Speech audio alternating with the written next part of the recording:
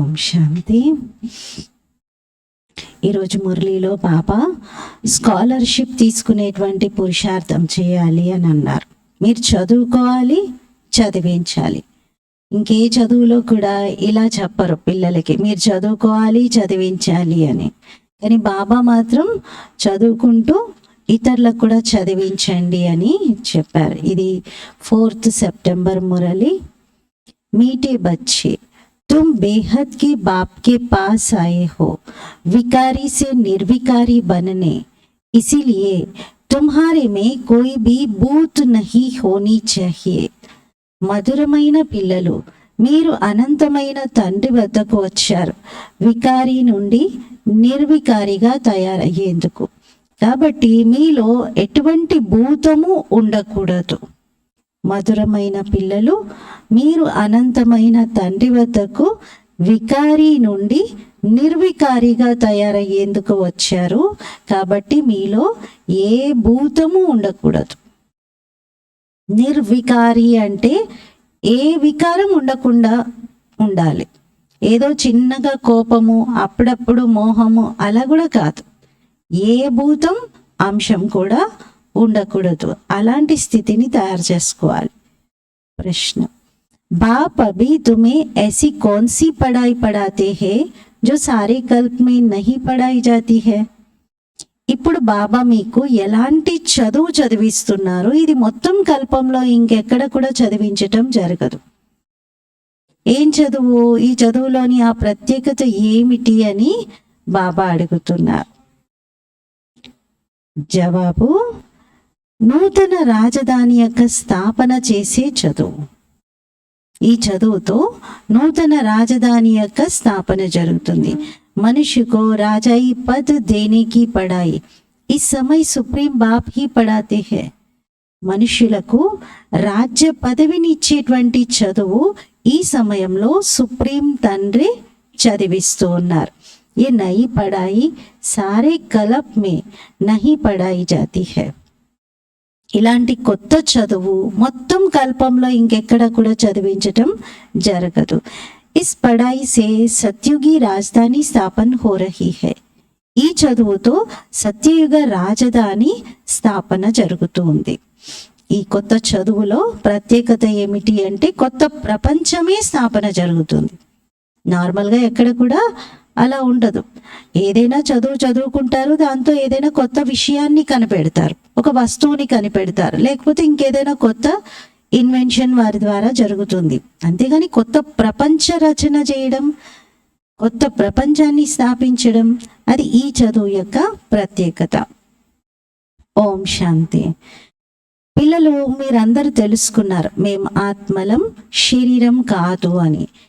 దీనినే ఆత్మాభిమాని స్థితి అని అంటారు. మనుష్యులైతే అందరూ దేహాభిమానిగా ఉన్నారు. ఇది ఉన్నదే పాప ఆత్మల యొక్క ప్రపంచం, అనగా వికారి ప్రపంచం. ఇది రావణ రాజ్యం. సత్యుగము గతించిపోయింది. అక్కడ అందరూ నిర్వికారిగా ఉండేవారు. పిల్లలు, మీకు తెలుసు మనము పవిత్రమైన దేవతలుగా ఆ సత్యయుగంలో ఉండేవారిమి.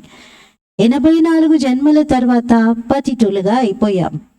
అందరైతే 84 జన్మలు తీసుకోలేరు. భారతవాసీలే దేవీ దేవతలుగా ఉండేవారు. వారే 82, 83, 84 జన్మలు తీసుకుంటారు. అంటే దేవీ దేవతల్లో కూడా అందరూ కంప్లీట్ 84 జన్మలు తీసుకోలేరు. కొందరు 83, కొందరు 82 అలా కూడా తీసుకుంటారు. మళ్ళీ వారే పతితంగా అయ్యారు. భారతదేశమే అవినాశీ ఖండముగా గాయనం చేయబడి ఉంది. భారతదేశంలో లక్ష్మీనారాయణల రాజ్యం ఒకప్పుడు ఉండేది. అప్పుడు కొత్త ప్రపంచం, కొత్త భారతం అని అనేవారు. ఇప్పుడైతే పాత ప్రపంచం, పాత భారతదేశంగా మారింది. అక్కడ సంపూర్ణ నిర్వికారిగా ఉండేవారు. వికారాలు ఏమీ ఉండేవి కాదు. అక్కడి దేవతలే 84 జన్మలు తీసుకొని ఇప్పుడు పతితంగా అయ్యారు. కామం యొక్క భూతం, క్రోధం యొక్క భూతం, లోభం యొక్క భూతం, ఇవన్నీ చాలా పెద్ద పెద్ద భూతాలే అంటున్నారు. వీటిల్లో ముఖ్యమైన భూతం ఏంటి? దేహాభిమానం యొక్క భూతం. కామం కన్నా కూడా పెద్దది అది, కామానికి కూడా జన్మనిచ్చిన తల్లి అది, దేహాభిమానం. రావణ రాజ్యం కదా, ఇక్కడ రావణుడున్నాడు. భారతదేశము అర్ధకల్పంగా రావణుడి వలలో వికారిగా దుఃఖంలో మునిగిపోతూ వస్తుంది. అందుకే ఈ రావణుడు భారతదేశానికి అర్ధకల్పం యొక్క శత్రువు. ఎప్పుడైతే మనుషుల్లో 5 వికారాలు ప్రవేశిస్తాయో అప్పటి నుండి రావణ రాజ్యం మొదలైంది అని భావించాలి. ఈ దేవతలో ఇలాంటి భూతాలే ఉండేవి కాదు. పునర్జన్మలను తీసుకుంటూ వీరి ఆత్మ కూడా వికారాలలోకి వచ్చేసింది.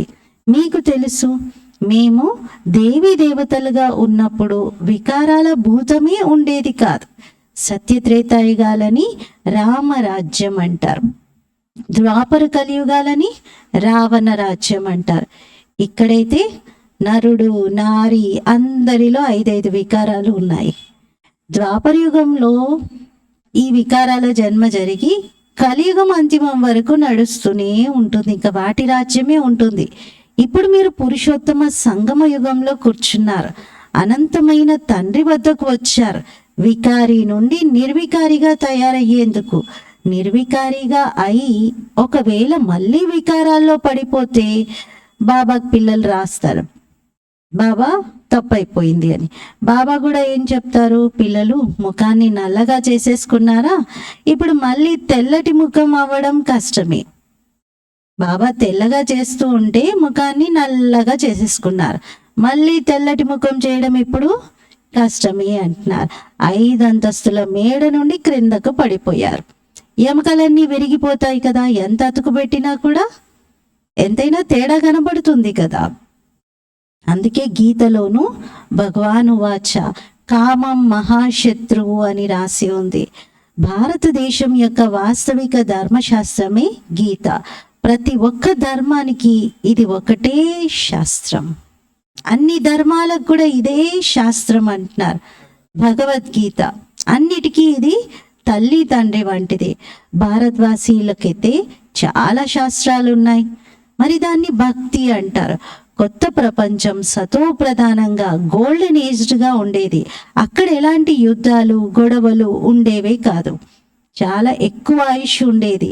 ఎవర్ వెల్దీగా ఉండేవారు, అంటే సదా ఆరోగ్యంగా సంపన్నంగా ఉండేవారు. మీకు ఇవన్నీ గుర్తొస్తున్నాయి కదా, మేము దేవతలుగా చాలా సుఖంగా ఉండేవారిమి అని. అక్కడ అకాల మృత్యువే ఉండేది కాదు, మృత్యు భయమే ఉండేది కాదు. అసలు ఎవరికి మృత్యు అంటే భయం ఉండదు, అందరూ సంతోషంగా ప్రిపేర్ అవుతారు కొత్త జన్మ తీసుకోవడానికి. అక్కడ హెల్త్ వెల్త్ హ్యాపీనెస్ అన్నీ ఉంటాయి. నరకంలో హ్యాపీనెస్సే ఉండదు. హ్యాపీనెస్ కోసం ప్రాకులాడుతూ ఉంటారు, హ్యాపీనెస్ కోసం వెతుకుతూ ఉంటారు. ఇక్కడ హ్యాపీనెస్సే లేదు. ఏదో ఒకటి శరీరం యొక్క రోగము ఉంటుంది. ఇక్కడ అపారమైన దుఃఖాల ప్రపంచం ఇది, అదేమో అపారమైన సుఖాల ప్రపంచం. అనంతమైన తండ్రి దుఃఖాల ప్రపంచాన్ని ఎందుకు రచిస్తారు? తండ్రి అయితే సుఖ ప్రపంచాన్ని రచిస్తారు కదా. మరి రావణ రాజ్యం వచ్చేసింది కాబట్టి మొత్తం దుఃఖం అశాంతియే అందరికీ లభిస్తుంది. సత్యుగం అయితే సుఖధామం, కలియుగం దుఃఖధామం. వికారాల్లోకి వెళ్ళారు అంటే ఒకరికొకరు కామ వికారాన్ని నడిపించుకుంటూ ఉంటారు. మనుషులు అంటారు ఇదంతా భగవంతుని రచన కదా అని, కానీ కాదు. వికారాలని భగవంతుడు రచించారా? లేదు. అది భగవంతుడి రచన ఎలా అవుతుంది? వికారాలనేవి రావణుని యొక్క రచన. భగవంతుడైతే స్వర్గాన్ని రచించారు, అక్కడ కామ వికారమే ఉండదు. అలాని దుఃఖం సుఖం అన్నీ భగవంతుడే ఇస్తున్నాడు అని అనకూడదు. అరే, భగవంతుడు అనంతమైన తండ్రి, పిల్లలకు దుఃఖం ఎలా ఇస్తారు? వారైతే అంటారు నేను సుఖ వారసత్వాన్ని ఇస్తాను అని. తర్వాత అర్ధకల్పానికి రావణుడు శపిస్తాడు. సత్యుగంలో అంతులేని సుఖాలు ఉండేవి, సుసంపన్నత ఉండేది. ఒకే సోమనాథ మందిరంలో చూడండి ఎన్ని వజ్రవైడూర్యాలు ఉండేవి. భారతదేశం ఎంత సంపన్నంగా ఉండేది. ఇప్పుడైతే నిరుపేదగా మారిపోయింది, మొత్తం ఇన్సాల్వెంట్గా అయిపోయింది. సత్యుగంలో 100% సాల్వెంట్గా ఉండేది. కలియుగంలో 100% ఇన్సాల్వెంట్గా అయింది. ఇదంతా ఆట తయారై ఉంది. ఇప్పుడు ఇది ఐరన్ ఏజ్. అలా తుప్పు చేరుతూ చేరుతూ పూర్తిగా ఆత్మ తమో ప్రధానంగా మారింది. ఎన్ని దుఃఖాలు ఉన్నాయి. ఇక్కడ ఏరోప్లేన్ మొదలైనవన్నీ కూడా 100 సంవత్సరాల్లోనే తయారయ్యాయి. దీన్ని మాయా పాంప్ అంటారు. మాయ యొక్క ఆర్భాటం. మనుషులు అనుకుంటారు సైన్స్తో స్వర్గమే తయారైంది అని, కానీ ఇది రావణుడి స్వర్గం. కలియుగంలో మాయ యొక్క పాంపుని చూసి మీ వద్ద అతి కష్టంగా కొందరు వస్తారు. అంటే అన్ని ఆకర్షణలను వదులుకొని రావడం కష్టమే, కానీ ఇది రావణుడి స్వర్గం అనుకుంటారు. మా వద్ద మెహల్స్ ఉన్నాయి, మోటార్లు ఉన్నాయి, ఇన్ని విమానాలు ఉన్నాయి, ఇంత సంపన్నత ఉంది, మా కోసం భగవంతుడు ఇక్కడే స్వర్గాన్ని ఇచ్చేశారు అని అనుకుంటారు. కానీ బాబా చెప్తున్నారు, స్వర్గంలో సత్యుగంలో ఈ లక్ష్మీనారాయణల రాజ్యం ఉంటుంది. ఇప్పుడు ఈ లక్ష్మీనారాయణల రాజ్యం ఏమైనా నడుస్తుందా? ఇక్కడైతే మనుషుల రాజ్యం, ఈ రాజ్యం అంతా కూడా అస్థిరంగా ఉంది కదా. ఇక్కడ రాజ్యం ఏమీ సుఖ సంతోషాలతో లేదు. ఎవరో రాజ్యంలో ఒక్కరు ఒక కుటుంబం సంతోషంగా ఉంటే ఇది స్వర్గం అయిపోతుందా? కాదు కదా. కలియుగం తర్వాత మళ్ళీ లక్ష్మీనారాయణల రాజ్యం వస్తుంది. మొదట భారతదేశం చాలా చిన్నగా ఉండేది. కొత్త ప్రపంచంలో 9 లక్షల మంది దేవతలు ఉంటారు, అంతే. తర్వాత వృద్ధి చెందుతూ ఉంటుంది. మొత్తం సృష్టి అంతా వృద్ధి పొందుతూ ఉంటుంది. మొట్టమొదట కేవలం దేవీ దేవతలే ఉండేవారు. మరి అనంతమైన తండ్రి వరల్డ్ హిస్టరీ జాగ్రఫీనంతా కూర్చొని అర్థం చేయిస్తూ ఉన్నారు. తండ్రి తప్ప ఇంకెవరు ఈ విషయాలు చెప్పలేరు. వారిని నాలెడ్జ్ఫుల్ గాడ్ ఫాదర్ అంటారు. సర్వ ఆత్మలకు వారు తండ్రి. ఆత్మలందరూ సోదరులు. మరి శరీరంలో వచ్చాక సోదరి సోదరులుగా అవుతారు. మీరందరూ ప్రజాపిత బ్రహ్మ యొక్క దత్తత తీసుకోబడినటువంటి పిల్లలు. సర్వ ఆత్మలు వారి సంతానమే కదా. మొత్తం ప్రపంచంలోని ఆత్మలందరూ శివబాబా సంతానమే. వారిని పరం పిత అని అంటారు. వారి పేరే శివ. బస్ అంతే. బాబా అర్థం చేయిస్తారు, నా పేరు శివానే, సదాశివ, ఎప్పుడు మారదు. భక్తి మార్గంలో మనుషులు చాలా మందిరాలను తయారు చేశారు కాబట్టి పేర్లు కూడా చాలా పెట్టేశారు. చాలా గదులు ఉంటే ఒక్కోదానికి ఒక్కొక్క పేరు పెడతారు కదా. మామూలుగా బిల్డింగ్స్కి కూడా పేర్లు పెడతారు. అలాగే మందిరాలు కూడా చాలా నిర్మించారు కాబట్టి వేరు వేరు పేర్లు పెట్టేశారు. భక్తి యొక్క సామాగ్రి ఎంత ఉంది చూడండి. దాన్నేమి చదువు అని అనరు. అందులో లక్ష్యం ఉద్దేశం ఏమీ ఉండదు. అది ఉన్నదే కిందకు దిగేటువంటి మార్గం. క్రిందకు దిగుతూ దిగుతూ తమో ప్రధానంగా అవుతారు. మళ్ళీ సతో ప్రధానంగా అందరూ అవ్వాల్సిందే. మీరు సతో ప్రధానంగా అయి స్వర్గంలోకి వస్తారు. మిగతా అందరూ సతో ప్రధానంగా అయి శాంతిధామానికి వెళ్తారు. ఇది మంచి రీతిగా గుర్తుంచుకోవాలి. బాబా అంటారు, మీరే నన్ను పిలిచారు. బాబా, మేం పతితంగా మారాము, మమ్మల్ని పావనంగా చేయడానికి రండి. ఇప్పుడు మేము మొత్తం ప్రపంచం అంతా కూడా పతితంగా ఉంది, మొత్తం ప్రపంచాన్ని మీరు పావనంగా చేయడానికి రావాలి అని పిలుస్తున్నారు. మనుషులు అనుకుంటారు గంగా స్నానం చేయడంతో పావనంగా అయిపోతాము అని. గంగను పతిత పావని అని భావిస్తారు. ఒక బావి ఉంటే ఆ బావి నుండి వచ్చేటువంటి నీళ్లను కూడా గంగా అని భావించి ఆ బావి నీళ్ళతో కూడా స్నానాలు చేస్తూ ఉంటారు. గుప్త గంగా అని భావిస్తారు దాన్ని. తీర్థయాత్రలకు వెళ్ళినప్పుడు ఎక్కడైనా పర్వతాలపై నుండి నీరు పడుతూ ఉంటే దాన్ని కూడా గుప్తమైన గంగా అని చెప్పి అక్కడ కూడా స్నానాలు చేస్తూ ఉంటారు. ఇదంతా అసత్యమైనది అంటున్నారు. గాడ్ ఈజ్ ట్రూత్ అని అంటారు. మిగతా రావణ రాజ్యంలో అందరూ అసత్యం చెప్పేవారే. గాడ్ ఫాదరే సత్యఖండం యొక్క స్థాపన చేస్తూ ఉన్నారు. అక్కడ అసత్యత అనేది ఉండనే ఉండదు. దేవతలకి భోగులు ఏదైతే నైవేద్యం రూపంలో పెడతారో చాలా శుద్ధంగా తయారు చేసి పెడతారు. ఇక్కడైతే ఆసురీ రాజ్యం, సత్య త్రేతాయుగాల్లో ఈశ్వరీయ రాజ్యం. ఆ ఈశ్వరీయ రాజ్యమే ఇప్పుడు స్థాపన జరుగుతుంది. ఈశ్వరుడే వచ్చి అందరినీ పావనంగా తయారు చేస్తారు. దేవతల్లో వికారాలు అనేవి ఉండవు. యథా రాజారాణి తథా ప్రజ, అందరూ పవిత్రంగా ఉంటారు. ఇక్కడ అందరూ పాపిగా, కామిగా, క్రోధిగా, కపటిగా ఉన్నారు. కొత్త ప్రపంచంలో అయితే దానిలో దేవతలుగా ఉంటారు. దాన్ని స్వర్గం అంటారు, దీన్ని నరకం అంటారు. నరకాన్ని స్వర్గంగా బాబా తప్ప ఇంకెవరు తయారు చేయలేరు. ఇక్కడ అందరూ నరకవాసీలు పతితంగా అయిపోయారు. సత్యుగంలో పావనంగా ఉంటారు.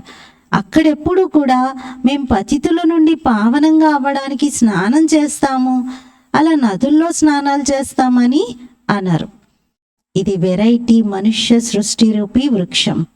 దీని బీజరూపుడు స్వయం భగవంతుడు. వారి రచనను రచిస్తూ ఉన్నారు. మొట్టమొదట వారి రచనలో దేవీ దేవతలు ఉంటారు. దేవీ దేవతల యొక్క రచన తర్వాత వృద్ధి చెందుతూ చెందుతూ ఇన్ని ధర్మాలు అయిపోతాయి. మొట్టమొదట ఒకే ధర్మం ఉండేది, ఒకే రాజ్యం ఉండేది, అందరూ సుఖంగా ఉండేవారు. సుఖమే సుఖం. మనుషులు కోరుకుంటారు విశ్వంలో శాంతి ఏర్పడాలి అని. అది ఇప్పుడు మీరే స్థాపన చేస్తూ ఉన్నారు. మిగతా అంతా కూడా సమాప్తం అయిపోతుంది. ఇంకా కొద్ది మంది మాత్రమే ఉంటారు. ఈ చక్రం తిరుగుతూ ఉంది. ఇప్పుడు ఇది కలియుగ అంతిమం మరియు సత్యుగం ఆది యొక్క పురుషోత్తమ సంగమ యుగం. దీనిని కళ్యాణకారి పురుషోత్తమ సంగమ యుగము అని అంటారు. కలియుగం తర్వాత సత్యుగం యొక్క స్థాపన జరుగుతుంది. మీరు సంగమ యుగంలో చదువుకుంటున్నారు. దీని ఫలము సత్యుగంలో మీరు పొందుతారు. ఇక్కడ చదువుకున్న చదువు యొక్క ప్రతిఫలం సత్యయుగంలో పొందుతాం. ఇక్కడ ఎంత పవిత్రంగా ఉంటారో, ఎంతైతే చదువుకుంటారో అంతగా అక్కడ ఉన్నతమైన పదవిని పొందుతారు. ఇలాంటి పదవి, ఇలాంటి చదువు ఇంకెక్కడ కూడా ఉండదు. చదువుకుంటే ఇక్కడ పదవులు దొరుకుతాయి, ఆఫీసర్లు అయిపోతారు. కానీ బాబా ఇచ్చేలాంటి సత్యయుగ పదవులా అవేమైనా? ఆ పదవుల్లో ఎంత దుఃఖం ఉంది, ఎంత ఒత్తిడి ఉంది, ఎంత టెన్షన్ ఉంది. కానీ సత్యుగంలో రాజ్య పదవి చాలా సుఖం, సంతోషాన్ని కలిగిస్తుంది కదా. మీకు ఈ చదువుతో సుఖం యొక్క కొత్త ప్రపంచం లభిస్తుంది. ఒకవేళ ఏదైనా భూతం ఉన్నట్లయితే ఒకటేమో శిక్షలు పడతాయి, రెండోది పదవి కూడా తగ్గిపోతుంది. ఇంకా సంపూర్ణ పావనంగా అయి ఇతరులకు కూడా చదివించినటువంటి వారు మాత్రమే ఉన్నత పదవిని పొందుతారు. ఎన్ని సెంటర్స్ ఉన్నాయి? మీ సెంటర్స్ లక్షల్లో పెరిగిపోతాయి అంటున్నారు. బాబా ఈ మాట చెప్పినప్పుడు 50 సెంటర్లు కూడా ఉండకపోవచ్చు. కానీ ఒకరోజు మీ సెంటర్స్ లక్షల్లో పెరిగిపోతాయి అంటున్నారు. మొత్తం విశ్వంలో సెంటర్స్ చాలా తెరుచుకుంటాయి. పాప ఆత్మల నుండి పుణ్య ఆత్మలుగా అవ్వడానికి అందరూ ఇక్కడికి వస్తూనే ఉంటారు. రావాల్సిందే కదా, ఇంకొక షాపే లేదు అంటున్నారు బాబా. కాబట్టి అందరు ఇక్కడికి వచ్చేస్తారు. మీ లక్ష్యం, ఉద్దేశం ఇదే. మీకు చదివించేవారు ఒక్క శివబాబా. వారే జ్ఞాన సాగరుడు, సుఖ సాగరుడు. వారే వచ్చి చదివిస్తూ ఉన్నారు. వీరు చదివించట్లేదు, అంటే ఈ బ్రహ్మ బాబా చదివించట్లేదు. ఈ బ్రహ్మ ద్వారా శివబాబా చదివిస్తూ ఉన్నారు.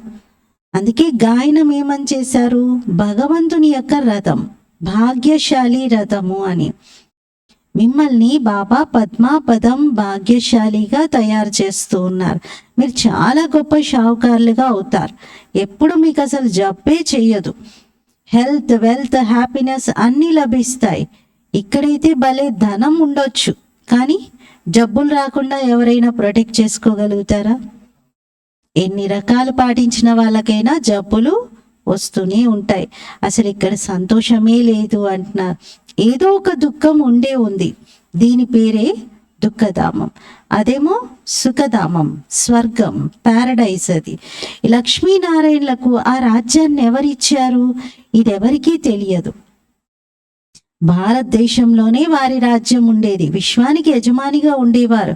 ఎటువంటి సరిహద్దులు కానీ, పార్టీషన్స్ కానీ, విభజనలు కానీ ఉండేవే కాదు. ఇప్పుడు ఎన్ని పార్టీషన్స్ ఉన్నాయి? రావణ రాజ్యం ఇది. ఎన్ని ముక్కలు ముక్కలుగా అయిపోయింది. మీరు చదువుకున్నప్పుడు భారతదేశం యొక్క మ్యాప్ ఎలా ఉండేది, ఇప్పటి భారతదేశం యొక్క మ్యాప్ ఎలా ఉంది? చాలా ముక్కలైపోయాయి కదా, అన్ని విడిపోయాయి కదా, అందరూ పోట్లాడుకుంటూ ఉన్నారు. అక్కడైతే మొత్తం భారతదేశంలో ఈ దేవీ దేవతల రాజ్యమే ఉండేది. అక్కడ వజీర్లు ఉండరు, మంత్రులే ఉండరు. ఇక్కడైతే అందరూ మంత్రులే, ప్రైమ్ మినిస్టర్ కూడా మినిస్టరే, చీఫ్ మినిస్టర్ కూడా మినిస్టరే. అక్కడ మినిస్టర్సే ఉండరు అంటున్నారు. ఎందుకంటే అక్కడ రాజే చాలా తెలివిగలవాడిగా ఉంటారు. అక్కడ రాజుకు సలహాలు ఇచ్చేటువంటి సలహాదారులు అవసరమే ఉండదు. ఇక్కడ తెలివి తక్కువగా ఉంటారు కాబట్టి ఇంతమంది అవసరము అంటున్నారు.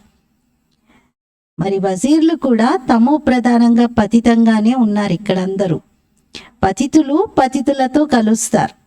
ఒక సామెత ఉంది, పతితులు కలిసి చేతులు కలిపి ఇద్దరు కలిసి చాలా పెద్దగా కార్యాన్ని చేస్తూ ఉంటారు అని. ఒకరితో ఒకరు చేతులు కలిపితే ఏమవుతుంది, ఇంకా చేతులు పొడవవుతాయి కదా, అలా కార్యం జరుగుతూ ఉంటుంది. కానీ నిరుపేదలుగానే అవుతూ ఉంటారు, అప్పులు తీసుకుంటూ ఉంటారు. సత్యుగంలో ధాన్యమైన ఫలాలైన అన్నీ చాలా రుచికరంగా ఉంటాయి. మీరు అక్కడికి వెళ్ళి అన్ని అనుభవం చేసి వస్తారు. సూక్ష్మవతనానికి వెళ్తారు. స్వర్గంలో ఉన్న దృశ్యాలన్నిటినీ బాబా పిల్లలకు సూక్ష్మవతనంలో చూపిస్తూ ఉంటారు. బాబా అంటారు, సృష్టి చక్రం ఎలా తిరుగుతుందో చూడండి. మొట్టమొదట భారతదేశంలో ఒకే దేవీ దేవతా ధర్మం ఉండేది. తర్వాత ఆ సమయంలో ఏ ధర్మం ఉండేది కాదు. ద్వాపర యుగం నుండి రావణ రాజ్యం మొదలైంది. ఇప్పుడైతే వికారీ ప్రపంచం, అందరూ అపవిత్రంగా అయిపోయారు. మళ్ళీ పవిత్రంగా అయి నిర్వికారి దేవతలుగా తయారవ్వాలి. ఇది స్కూల్. భగవాను వాచ, నేను పిల్లలకి రాజయోగాన్ని నేర్పిస్తూ ఉన్నాను. మీరు భవిష్యత్తులో ఇలా తయారవుతారు. ఎలా? బాబా చూపిస్తూ చెప్తున్నారు, ఇలా అని దేవతలుగా తయారవుతారు. రాజ్యం యొక్క చదువు ఇంకెక్కడ కూడా చదివించటం జరగదు. బాబానే వచ్చి చదివిస్తున్నారు. కొత్త ప్రపంచం యొక్క రాజధానిని ఇస్తున్నారు. సుప్రీం ఫాదర్, టీచర్, సద్గురు, ఇవన్నీ కూడా ఒక శివ్ బాబాయే. బాబా అనగా తండ్రి. తండ్రి అనగానే వారసత్వం లభించాలి కదా. భగవంతుడు తప్పకుండా స్వర్గ వారసత్వాన్ని ఇస్తారు. రావణుణ్ణి ప్రతి సంవత్సరం కాలుస్తూ ఉన్నారు. ఈ రావణుడే నెంబర్ 1 శత్రువు. ఎవరికి? భారతదేశానికి అంటున్నారు. రావణుడు ఎలా అసురులుగా తయారు చేశాడు అందరినీ. వీరి రాజ్యము 2500 సంవత్సరాలు నడుస్తుంది. రావణుడి రాజ్యం కూడా మొత్తం అర్ధకల్పం ఉంటుంది. బాబా మనతో చెప్తున్నారు, నేను మిమ్మల్ని స్వర్గానికి, సుఖధామానికి యజమానిగా చేస్తూ ఉన్నాను. రావణుడు మిమ్మల్ని దుఃఖధామంలోకి తీసుకొస్తారు. మీ ఆయుష్ అంతా తగ్గిపోతుంది. అకస్మాత్తుగా ఇక్కడ అకాల మృత్యువులు వచ్చేస్తూ ఉంటాయి. అనేక రకాల జబ్బులు వస్తూ ఉంటాయి. అక్కడైతే ఇలాంటివేమీ ఉండవు. దాని పేరే స్వర్గం. ఇప్పుడు స్వయాన్ని హిందూ అని చెప్పుకుంటున్నారు. ఎందుకంటే పతితంగా అయ్యారు కదా, దేవతలుగా పిలుచుకునే యోగ్యతను కోల్పోయారు. బాబా ఈ రథం ద్వారా కూర్చొని అర్థం చేయిస్తూ ఉన్నారు. వీరి పక్కనే వచ్చి నేను కూర్చుంటాను మీకు చదివించడానికి. మీరు చదువుకుంటున్నారు, నేను స్టూడెంట్ని. బ్రహ్మ బాబా కూడా ఏమంటున్నారు, నేను కూడా స్టూడెంట్ని. మనం అందరం స్టూడెంట్స్. శివ్ బాబా మనకి టీచర్. ఇప్పుడు తండ్రి మనకి చదివిస్తూ ఉన్నారు. వారే వచ్చి 5000 సంవత్సరాల తర్వాత మళ్ళీ చదివిస్తారు. ఇప్పుడు చదివిస్తున్నారు, మళ్ళీ చదివిస్తారు. ఈ జ్ఞానం, ఈ చదువు తర్వాత మాయమైపోతుంది. సత్యుగంలో గుర్తుండదు కదా. ఈ చదువు ఈ సంగం యుగం వరకే ఉంటుంది. తర్వాత ఇది ప్రాయలోపం అయిపోతుంది. చదువుకొని మీరు దేవతలుగా అవుతారు. 2500 సంవత్సరాలు సుఖం యొక్క వారసత్వాన్ని పొందుతారు. తర్వాత దుఃఖము, రావణుడి యొక్క శాపం తగులుతుంది. ఇప్పుడు భారతదేశం చాలా దుఃఖీగా మారిపోయింది. ఇది దుఃఖధామం. అందరూ పిలుస్తూ ఉన్నారు కదా, పతిత పావన, రండి పావనంగా చేయండి అని. ఇప్పుడు మీలో ఎలాంటి వికారాలు ఉండకూడదు. కానీ అర్ధకల్పం యొక్క జబ్బు అంత తొందరగా వదులుతుందా? బాబా అయితే చెప్తారు వికారాలు ఉండకూడదు అని. కానీ అవి అర్ధకల్పంగా మనలో పోషింపబడుతూ వచ్చాయి రకరకాలుగా. ఇప్పుడు ఒక్కసారిగా వెళ్ళిపోండి, వదిలిపోండి అంటే అవి వదలవు, అవి పట్టుకొని ఉన్నాయి. ఈ చదువుతో మీరు మంచి రీతిగా ఈ జ్ఞానం పొందారు. ఎవరైతే మంచి రీతిగా చదువుకోరో వాళ్ళు ఫెయిల్ అవుతూ ఉంటారు. పాస్ విత్ ఆనర్గా అవుతే మీరు స్కాలర్షిప్ తీసుకునే యోగ్యంగా అవుతారు. మీలో కూడా ఎవరైతే మంచి రీతిగా పవిత్రంగా ఇతరులను కూడా పవిత్రంగా తయారు చేస్తారో వారు ప్రైజ్ తీసుకుంటారు. అయితే మాల అష్టరత్నాలదే, మాల 8 రత్నాలదే ఉంది. వారే పాస్ విత్ ఆనర్గా అవుతారు. తర్వాత 108 మాల కూడా ఉంటుంది. ఆ మాలను కూడా స్మరిస్తూ ఉంటారు. మనుషులకు ఈ రహస్యం ఏమైనా అర్థమవుతుందా? మాల పైన, మాలలో కూడా పుష్పం ఉంటుంది, పైన జంట పూస కూడా ఉంటుంది. స్త్రీ పురుషులు ఇద్దరు పవిత్రంగా అవుతారు. పవిత్రంగా ఉండేవారు కదా, లక్ష్మీనారాయణులు దేవీ దేవతలందరూ కూడా పవిత్రంగా ఉండేవారు. అందుకని స్త్రీ పురుషులు ఇద్దరిని ఒక జంటగా, జంట పూసగా కూడా మాలలో చూపించారు. స్వర్గవాసిగా పిలువబడేవారు. ఈ ఆత్మ మళ్ళీ పునర్జన్మలను తీసుకుంటూ పతితంగా అయిపోతుంది. ఇక్కడ పవిత్రంగా పవిత్ర ప్రపంచానికి మీరు వెళ్తున్నారు. వరల్డ్ హిస్టరీ జాగ్రఫీ రిపీట్ అవుతుంది. వికారీ రాజులు, నిర్వికారీ రాజుల యొక్క మందిరాలని తయారు చేసి వారిని పూజిస్తూ ఉంటారు. ద్వాపర యుగం నుండి రాజులందరూ దేవీ దేవతల యొక్క మందిరాలని తయారు చేసి పూజిస్తూ వచ్చారు. వారే మళ్ళీ పూజ్యుల నుండి పూజారిగా అయిపోతారు. వికారిగా అవ్వడంతో ఆ లైట్ యొక్క కిరీటం ఎగిరిపోతుంది, ఉండదు ఇంకా. ఇది ఆట తయారయ్యి ఉంది. ఇది ఉన్నది అనంతమైన అద్భుతమైన డ్రామా. మొదట ఒకే ధర్మం ఉంటుంది, దానిని రామరాజ్యం అంటారు. తర్వాత ఇతర ధర్మాలన్నీ వస్తాయి. ఈ సృష్టి చక్రం ఎలా తిరుగుతుందో ఇది బాబా ఒక్కరే అర్థం చేయిస్తారు. భగవంతుడైతే ఒక్కరే. अच्छा, मीठे मीठे सिकीलते बच्चों प्रति मात पिता बाप दादा का याद प्यार और गुड मॉर्निंग। रूहानी बाप की रूहानी बच्चों को नमस्ते।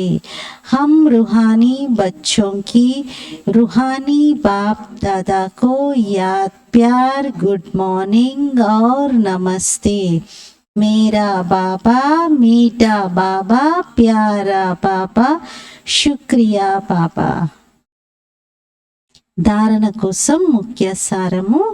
ఫస్ట్ పాయింట్, స్వయం భగవంతుడు టీచర్ అయి చదివిస్తూ ఉన్నారు కాబట్టి మంచి రీతిగా చదువుకోవాలి. స్కాలర్షిప్ తీసుకోవటానికి పవిత్రంగా అయి ఇతరులను పవిత్రంగా తయారు చేసే సేవ చెయ్యాలి. సెకండ్ పాయింట్, లోపల కామం, క్రోధం మొదలైన భూతాలు ప్రవేశించి ఉన్నట్లయితే వాటిని తొలగించాలి. లక్ష్యం, ఉద్దేశాన్ని ఎదురుగా పెట్టుకొని పురుషార్థం చెయ్యాలి. ఫస్ట్ పాయింట్ ఏంటి? స్వయం భగవంతుడు టీచర్ అయి చదివిస్తున్నారు కాబట్టి మంచి రీతిగా చదువుకోవాలి. టీచర్ని అవమానించినట్టు అవుతుంది మంచిగా చదువుకోకపోతే. స్కాలర్షిప్ తీసుకోవడానికి పవిత్రంగా ఇతరులను కూడా పవిత్రంగా చేసే సేవ చేయాలి. సెకండ్ పాయింట్లో బాబా ఏం చెప్పారంటే, భూతాలను తొలగించుకోండి. ఏ భూతమైనా సరే లోపల ఉండకూడదు. లక్ష్యాన్ని ఎదురుగా పెట్టుకొని పురుషార్థం చేయాలి. వరదాన్, మాయా की छाया से निकल याद की यात्रा में रहने वाले बेफिकर बादशाह भव। మాయ యొక్క నీడ నుండి బయటకు వచ్చి స్మృతి యొక్క ఛత్రఛాయలో ఉండేటువంటి నిశ్చింత చక్రవర్తి భవ. మాయ యొక్క నీడ నుండి బయటకు వచ్చి స్మృతి అనే ఛత్రఛాయ లోపల ఉండేటువంటి నిశ్చింత చక్రవర్తి భవ. వివరణ, ఎవరైతే సదా బాబా స్మృతి అనే ఛత్రఛాయ క్రింద ఉంటారో వారు సదా స్వయాన్ని సేఫ్గా ఉన్న అనుభవం చేసుకుంటారు. మాయ నీడ నుండి రక్షించుకునేందుకు సాధనం ఒకటే, బాబా ఛత్రఛాయ క్రింద ఉండటం. ఛత్రఛాయ లోపల ఉండేటువంటి వారు సదా నిశ్చింత చక్రవర్తిగా ఉంటారు. ఒకవేళ ఏదైనా చింత ఉన్నట్లయితే సంతోషం మాయమైపోతుంది. సంతోషం మాయమైంది, బలహీనమయ్యారు అంటే మాయా నీడ ప్రభావం పడినట్లు.